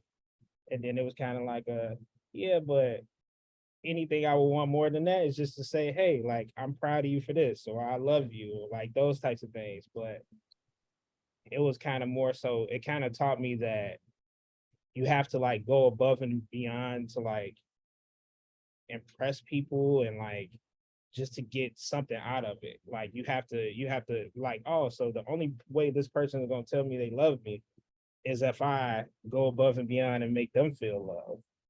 So that's the only way it works. There's no way. It taught me that, instead of just being like, you can just tell someone you appreciate them, like nothing in return. You don't need anything in return. So that's kind of what I meant with like the transactional. Okay. Now, in your relationships, how you show up for people in these ships, would you say that your love is transactional? My love, no. Okay. Okay. So I see that someone put, Larry said, man, that transactional relationship is real. Can we get someone to come off of mute? And based off of what Christian shared, what is an affirmation, or what are some words that can help Christian feel seen in his, in what he's going through right now based off of the journal prompt? Even if you want to put it in a group chat, that's fine, but I would love for someone to come up. If it resonates with you, Larry, you said that the transactional relationship is real. You want to come up and just expound on that, or just show up? Oh yeah.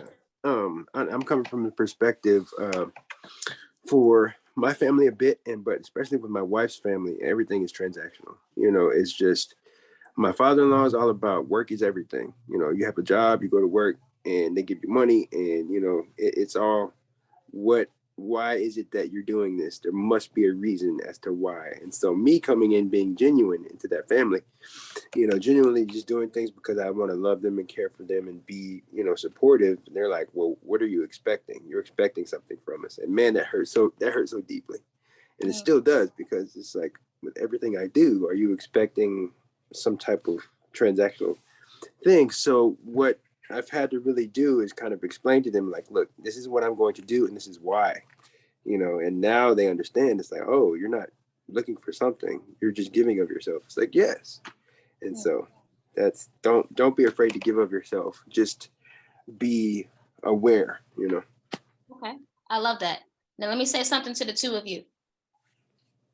I get the negative aspect of transaction, but I want you to activate your throat chakra. Yes, there is something that you want from it. You do. If I am going to buy flowers for you, what do you want from it? When somebody say, well, what is this? What are you trying to get? I'm trying to give you the love that you give me. I'm trying to give in return. I'm trying to show you that you are supported. There is something that you want in return. And hopefully if I give you this, then you will see me and my actions and what I'm doing and know that that's why I'm here. So there is a pro, or there's good and there's bad. We could talk about the negative all the time, but be okay with saying what you want and what you're trying to get out of your gestures. And that's not a bad thing, to do something for someone with the hopes that they feel it, or they feel seen, or they appreciate you more, or just because you are showcasing your love and this is what you want for them to see your love, say it. Does that make sense? Yeah, that makes a lot of sense. And that also goes into my second prompt too. Okay, wait, hold on your second prompt. Let's get someone else. Who would like to share your journal prompt with us? I saw Manuel had his hand raised next. Manuel, would you jump in?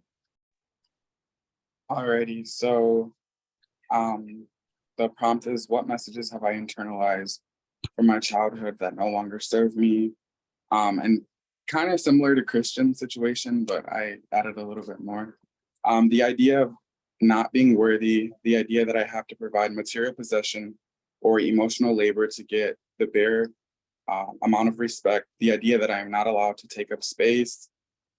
So just to kind of elaborate on that a bit, growing up, I had very emotionally unavailable parents. So a lot of the times, like, I had to regulate certain situations. I had to, I held myself to this expectation and this standard that was like just unrealistic for a child. You know what I mean? Like a child to be like somewhat parenting my parents, you know what I mean? So like I carried that on through through my adulthood, you know what I mean? And it's just like, it's very unhealthy. It's very emotionally draining to with relationships, with business relationships, with everything, you know what I mean? To constantly have those expectations.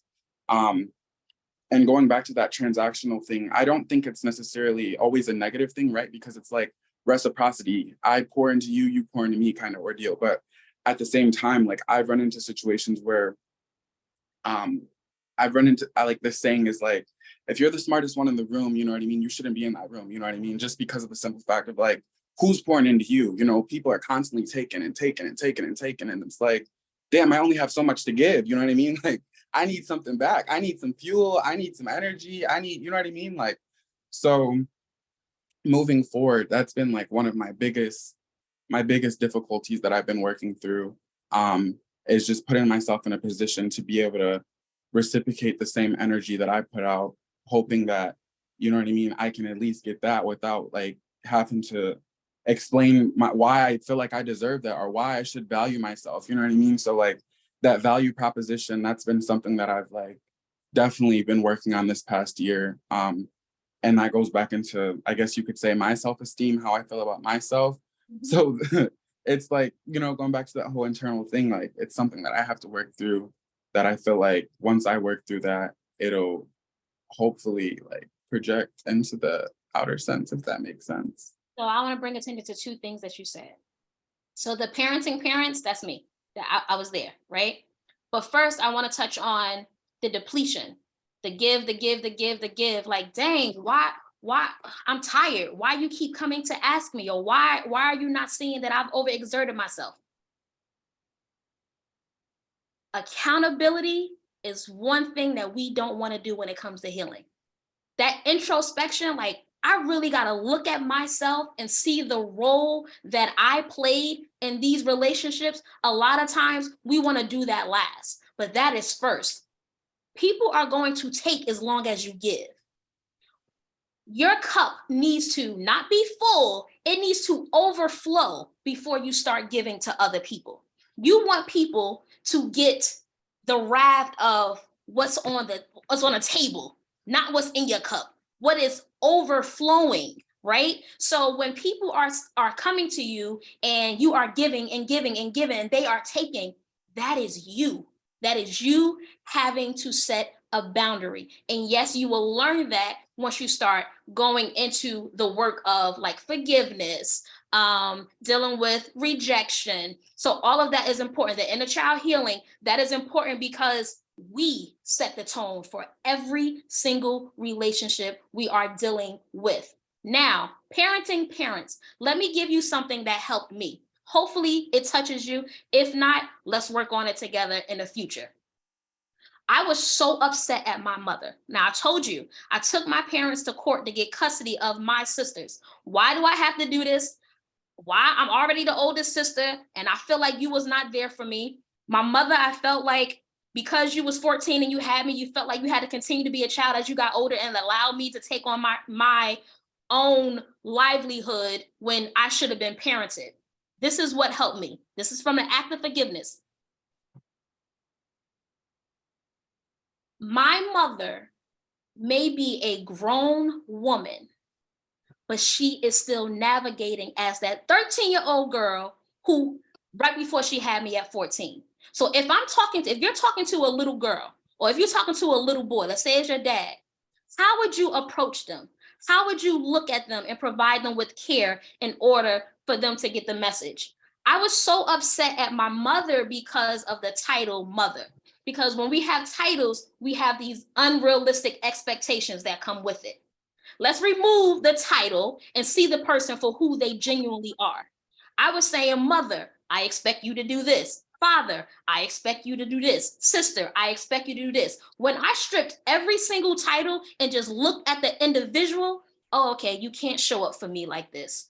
Oh, okay, you can't do this for me because you can't even do it for yourself. That allowed me to start moving forward in my self-regulation, knowing that I just can't get that from you. Yes, you may be my mother or you may be my father, but that's a title. Unfortunately, you can't show up for me because you still don't know how to show up for yourself. So now it's my responsibility to take on what I know that hurts me and start working on that without looking for mommy or daddy to help me in that situation. So once I removed the titles, stripped them away and start seeing them for who they were, that allowed me to forgive with the understanding that you can't do it, unfortunately, but now it's time for me to go ahead and go do it for myself. Christian said, I told my parents they were stunted and they need to heal. My dad got the talk soon. Mom, okay. Also, I used to do the same thing with my parents. You have so much baggage, you have so much hurt, you have so much pain, and that's us. That's our child screaming like, mommy, how dare you? Daddy, how dare you? Why did you do this? Why did you hurt me? How come you can't see me? Why did you not give me the care and the love that I needed, right? When I moved my attention from that and gave the attention to parent myself, I started moving as the example that my mother and father needed to see. So me caring for the younger Nyeesha, me hugging the younger Nyeesha, me speaking life to the younger Nyeesha, me doing things that bring joy to my life so I can make her happy, I exuded something. And by me exuding whatever that joy and love was, it inspired them to start working on them. And just because they started working on them doesn't mean our relationship is now perfect, but it did something. Okay? I started a few years ago weaning them off from depending from me so much. Something little as calling customer service for things to ordering from the drive-through. I want them to be comfortable doing things we do in our day-to-day lives, because if I move to another state, I won't be there. Language barrier situations. My folks speak Spanish with limited English, just an example. Great example. Oh, I want to talk so much with y'all, and I know that we only have a little bit of time. Can we go to the next slide, please? Yes, of I course. see you all. I'm reading it. Please don't think that I don't want it to come off as I'm rushing, because I know that we have a little bit of time, but there's so much more that we can talk about when it comes to this inner child healing. But I did want to provide you with some resources. We are dealing with the BIPOC community mostly, right? So if you are looking for assistance, whether it's finding a therapist or a mental health professional, the Black Mental Health Alliance is someone that you can reach out to. I provided the telephone number where you can call. And then there is the National Asian American Pacific Islander Mental Health Association, which is a nonprofit organization. You can actually type the NAAPIMHA inside of your internet, and it will pop up. So yes, that is that for the resources. This, I touched on forgiveness. I have a cohort coming up July 17th. It is 6 weeks. When I say it's intensive. And it's wrapped around inner child healing and forgiveness, because it is so important for us to understand that in addition to forgiving other people, we have to forgive ourselves. Forgive yourself for navigating in a way that you only knew how to navigate out of fear or the lack of. Forgive yourself for showing up as the person that you no longer want to show up as. It's okay. Forgiveness is not just for other people, it is also for yourself. And we touch on that. We touch on, how do you forgive other people? What do you say? How do you set boundaries? If I forgive, does that mean I have to reopen the door in this relationship, or can I close it and be okay? And if so, how do I navigate both ways? How do I go in and say, I forgive you, and now I'm okay with having a relationship with you, but it has to look like this? And even if the person doesn't want to have the relationship like this with your new boundaries, how do you deal with that?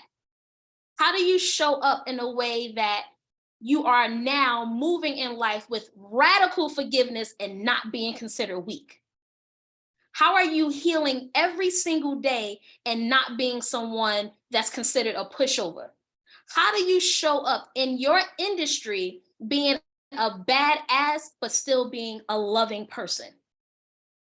And that's what we touch on in the cohort. So my CTA to you is just follow me on social media, go on my website, look at what I have coming up, be a part of the cohort if you can. If you cannot right now, look at some of my, like in a shop, right? I have like an affirmation book, 90-day affirmational challenge, where you say an affirmation to yourself every single day. And then there are some challenges, like you got to write a letter.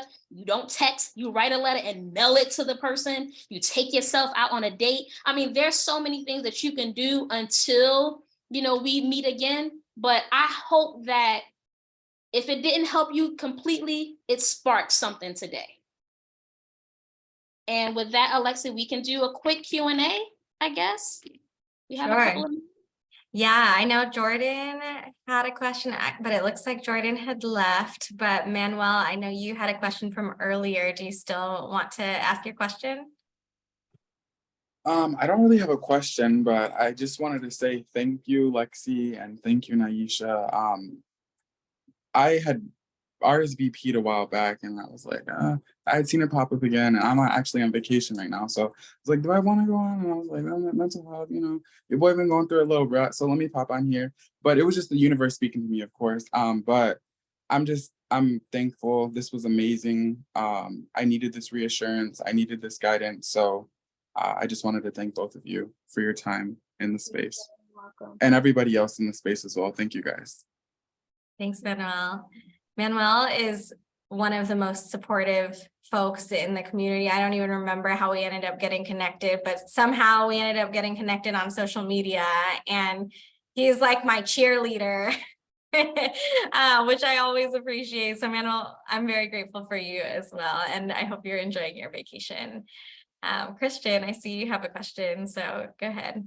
It's the same thing to piggyback off Manuel. Like, I didn't know anything about this before yesterday. I just saw somebody like retweeting on Twitter, and I was like, oh, this looked like something I'm interested in, the music industry and mental health. So had no prior idea. So I'm just so glad I joined this, and it was just so much useful information. And yeah, almost dropped a tear today. So I love Let's go, tears. Good job. I appreciate that. Thank you. Awesome. Thanks, Christian. Anyone else have any questions before we wrap things up? Thank you. Is it Ivan? Is that how you pronounce it? Thank you so much. Thank you so much. I appreciate you. Awesome. Jay Aaron, I see you have your hand up. Go ahead.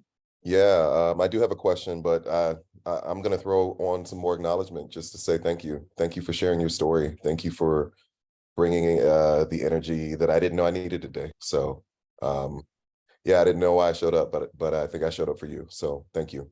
Thank you. Yeah, absolutely. The question that I have is if there's anything you can leave us with, any trends that you're seeing coming down the pipeline from the work that you're doing with other people. Is there anything that you'd like, for lack of a better word, want to caution us against? I know we've talked about a lot of things that are, you know, we're all going through like the imposter syndrome, and we're all working on healing that inner child. Yeah, if there's anything else that you would maybe caution us against as we kind of move through this stuff, I'd love to hear anything you got. I am going to give you this book, and they suggest that mental health professionals are the people that read these books so it can show up in our client sessions. But I think everyone should be reading this. And if you haven't, that is The Body Keeps the Score. And this pretty much gives you, this is one of my Bibles. I'm gonna be honest. This talks about the trauma, whether it's brain, mind, or body, and how it shows up. And I think that it's important for us to read books like this, because then it allows us to say, damn, that's why I keep having stomach pains. That's why I'm always having headaches, because it's somatic as well, right? Like, it's not just I'm feeling frustrated. It's, why do I keep having back pains? Why do my foot keep hurting? Why do I have gastrointestinal issues? And it touches on every single one of them. So I think that if you can, this is what I would like to leave you with. Grab this book, even if you do audio version, grab it, read it, listen to it, show up for yourself, start setting boundaries. If you cannot do my cohort, go get like an ebook on my website. It's probably like $2, something. And stay connected. Like, stay connected with me on social media. Like, I'm pretty good with going into my DM and responding and answering questions, because it's not about money. It's about impact. It's about creating change. The name of the book is The Body Keeps the Score. Grab it. Let that be your Bible for the next 3 months. And I promise you, it will help you show up in every industry. I appreciate that. Thank you. No problem. Thank you, Jay Aaron, and hopefully you get some rest after this workshop, after celebrating your birthday. Also, again, shout out to all the Geminis in the building. Hey. Cool. Well, I think those are all of the questions that we have. So I, of course, want to thank you, Nyeesha, so much for sharing your light, your energy, for sharing this space with us. And thank you to all of the incredible folks who showed up today for not only this event, but showing up for yourselves, because it takes a lot of energy sometimes to show up for ourselves. So I told all of you that this is going to be a special event, and this was a special event. So Nyeesha, we're so grateful for you. And you all know, if you've been to a Finesse Media event, you all know what time it is. It is time to unmute yourselves and give us a little woo woo if you had a good time. So if you enjoyed yourself, woo.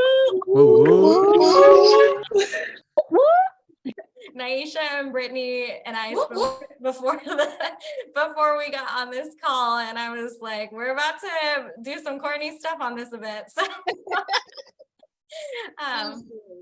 Nyeesha, I really do appreciate you, and I cannot express how much I needed this as much as I know our community needed it. So this is perfect timing. I think it was a great way to restart our mental health series, because for those of you who don't know, Finesse Media has been doing a quarterly mental health series for the last 3.5 years. We've been featured in Billboard for it. Symphonic Distro recently featured us for our work as well.